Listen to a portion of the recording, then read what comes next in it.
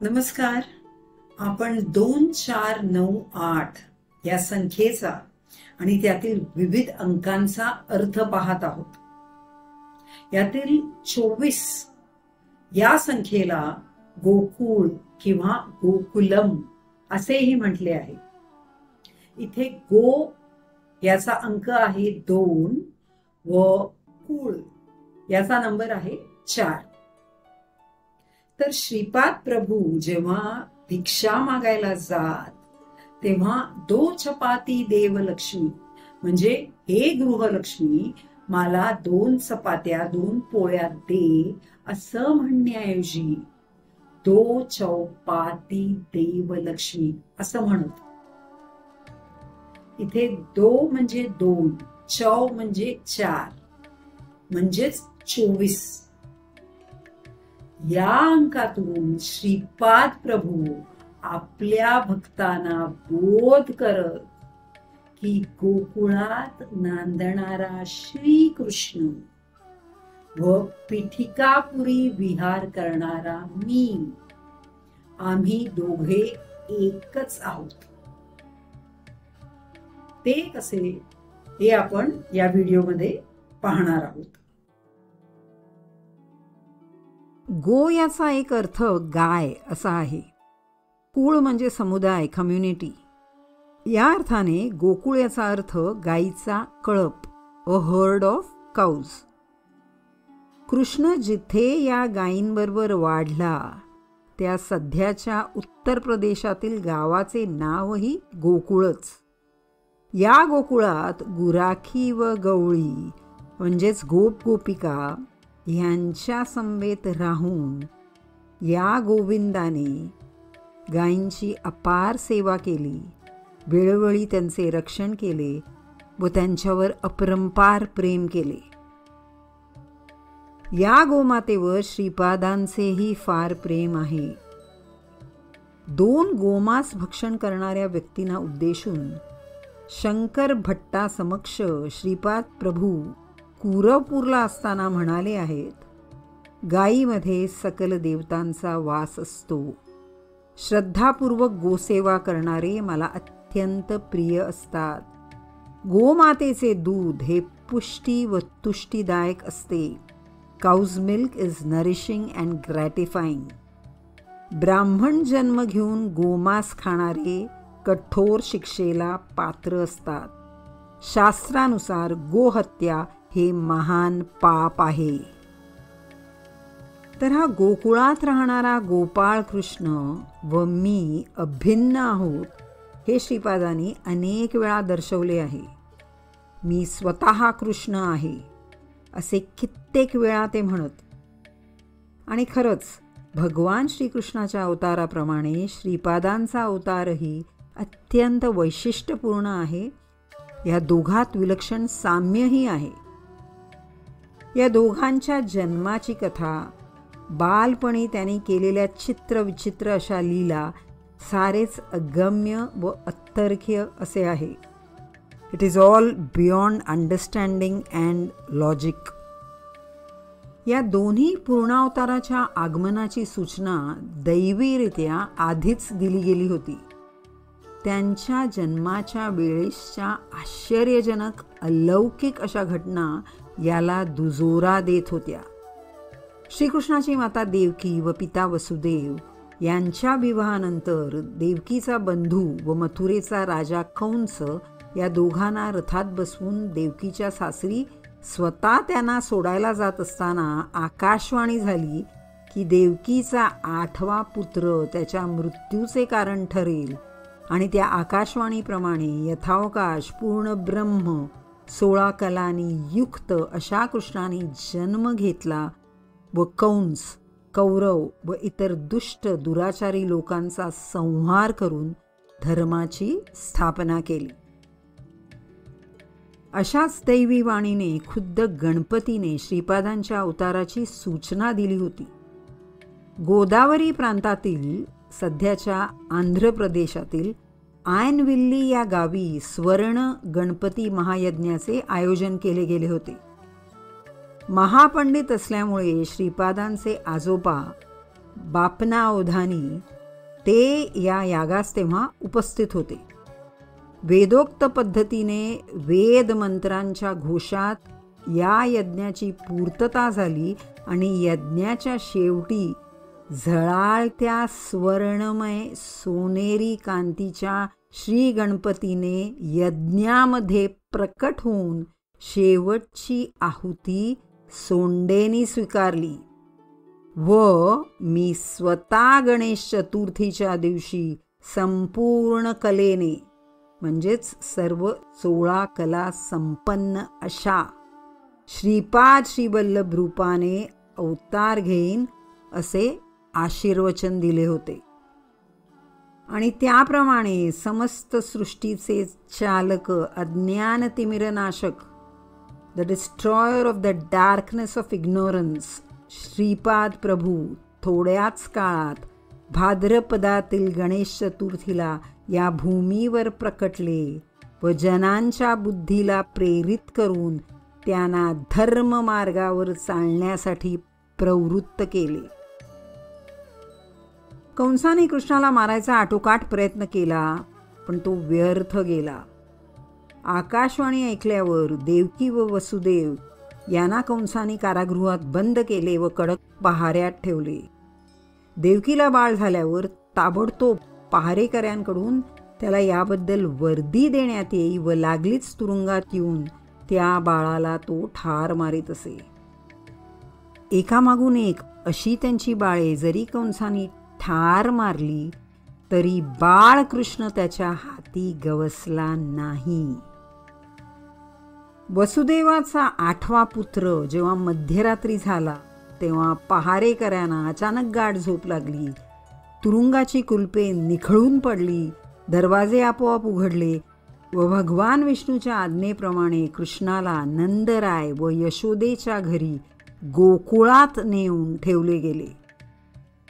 मुसळधार पावसात यमुनेला पूर आला असताना कृष्णाला टोपलीत घालून जेव्हा वसुदेव गोकुळाला निघाला तेव्हा स्वतः यमुनेने त्याला वाट करून दिली व साक्षात आदिशेषाने, ज्या नागावर विष्णू विश्राम करतात व जो आपल्या फण्यावर विश्वाचा भार पेलतो, त्याने बाळकृष्णावर फणा धरून त्याचे संरक्षण केले.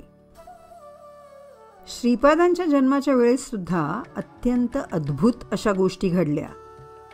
श्रीपादांचे वडील अप्पलराज शर्मा हे लहानपणी आयनविल्ली या गावात, जिथे स्वर्ण गणपती महायज्ञ करण्यात आला होता, त्या गावी राहत असत.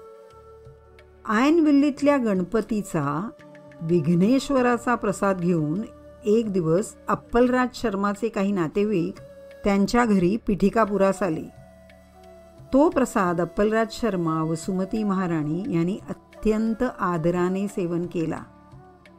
त्या दिवसापासून सुमती महाराणीला ऐरावत, शंख, चक्र, गदा, त्रिशूळ, अनेक देवदेवता, तपस्वी, ऋषी, सिद्ध पुरुष, समाधिस्थ योगी इत्यादींची दर्शने होऊ लागली व यथावकाश महागणपतीने वचन दिल्याप्रमाणे गणेश चतुर्थीच्या दिवशी प्रातःकाळी चित्रा नक्षत्रावर श्रीपाद प्रभूंचा जन्म झाला. श्रीपाद हे मातेच्या गर्भातून साधारण बालकाप्रमाणे जन्मास न येता ज्योती स्वरूपाने अवतरले होते. जन्म होताच सुमती महाराणी बेशुद्ध मूर्छित झाल्या व बाळंतपणाच्या खोलीतून मंगलवाद्यांचा मधुर ध्वनी येऊ लागला. थोड्या वेळानंतर एका अदृश्य वाणीने खोलीतील सर्वांना बाहेर जाण्याची आज्ञा केली. सर्वजण बाहेर गेल्यावर श्रीपादांचे दर्शन घेण्यासाठी खोलीत 4 वेद, 18 पुराणे आणि अनेक महापुरुष ज्योतिरूपाने प्रकटले. पवित्र वेदमंत्रांचा घोष खोलीबाहेर उभे असलेल्यांना ऐकायला येऊ लागला. काही वेळानंतर निशब्द अशी शांतता पसरली. हे सर्व पाहून व ऐकून बापणाऱ्यांसारखे ऋषीश्वरही अवाक होऊन गेले.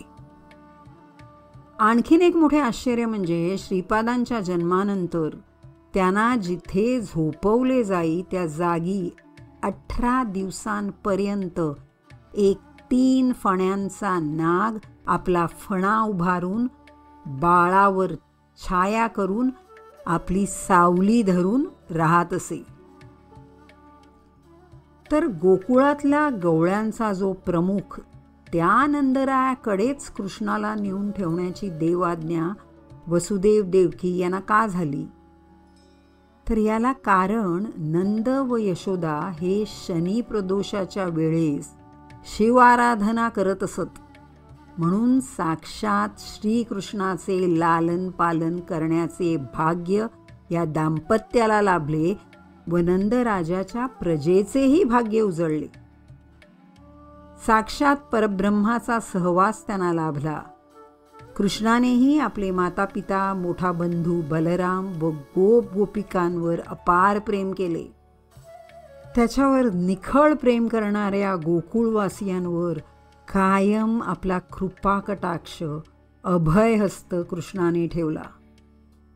असेच भाग्य शनी प्रदोष समयी केलेल्या उपासनेने बापनाचार्यांच्या कुटुंबाच्या व आप्तेष्टांच्या वाट्यास आले.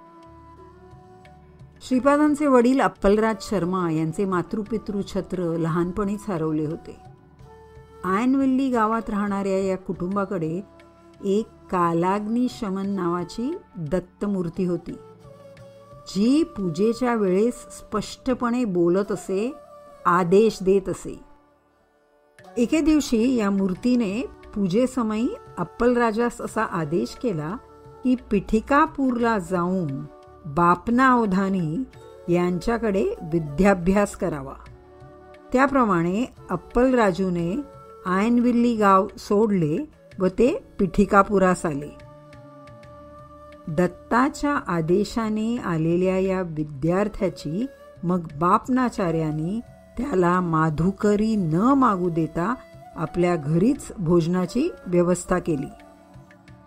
पिठिकापुरात कुक्कुटेश्वर हे अत्यंत जागृत असे शिवलिंग आहे. शिवभक्तांचे हे एक महान शक्तिपीठ आहे. श्रीपादांचे आजोबा बापनाचार्य हे नित्यनेमाने शनी प्रदोष समयी इथे शिवाची आराधना करीत.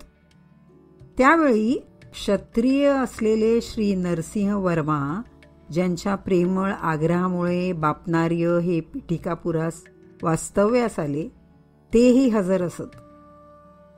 त्यांच्याबरोबर वैश्य श्रेष्ठ श्री व्यंकटप्पया व गावातील इतर काही या मर्चंट कम्युनिटीची प्रमुख मंडळी, तीही या शिव आराधनेत न चुकता सहभागी होत.